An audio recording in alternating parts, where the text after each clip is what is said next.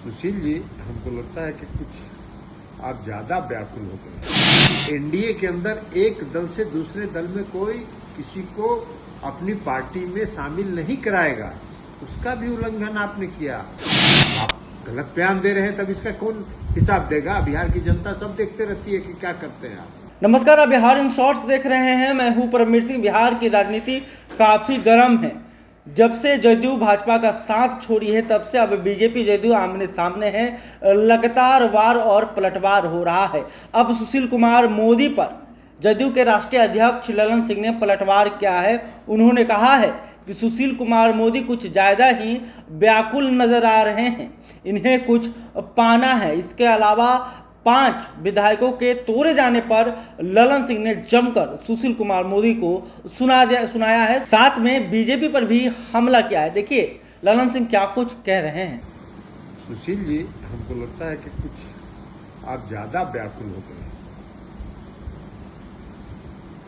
और व्याकुलता में गलत सलत बात भी बोल रहे हैं। अरुणाचल के 7 में से 6 विधायकों को आपने 2020 में अलग किया, 2020 में भारतीय जनता पार्टी में ज्वाइन कराया।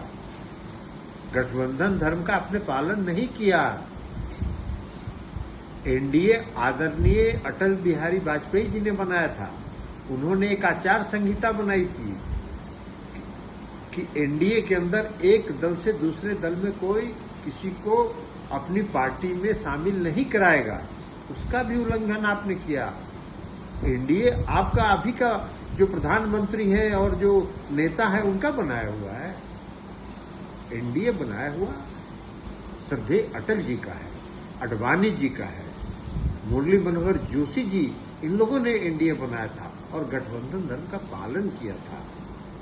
आप तो 2020 में कराए, हम उसमें एनडीए में थे कि एनडीए से बाहर थे? हम एनडीए में थे, लेकिन उसके बावजूद आपने 7 में से 6 विधायकों को भाजपा में शामिल किया था।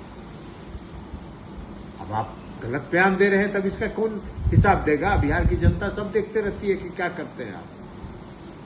मणिपुर के विधायकों के बारे में आपने बताया।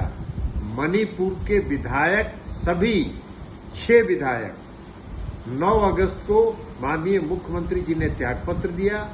10 अगस्त को नए मंत्रिमंडल का शपथ ग्रहण हुआ और 10 अगस्त को ही मणिपुर के 6 विधायक पटना आए, मुख्यमंत्री जी के साथ घंटों रहे और सबों ने एकजुटता दिखाई। 11 को भी वो रहे।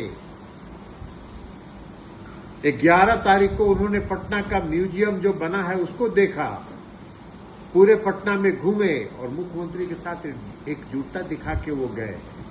हम लोगों का लगातार संपर्क था, वो आने वाले भी थे बैठक में, लेकिन इस बीच में धन बल का प्रयोग आप लोगों ने किया। इसके आप लोग माहिर हैं, करते रहते हैं। महाराष्ट्र में यही काम किया ना आप,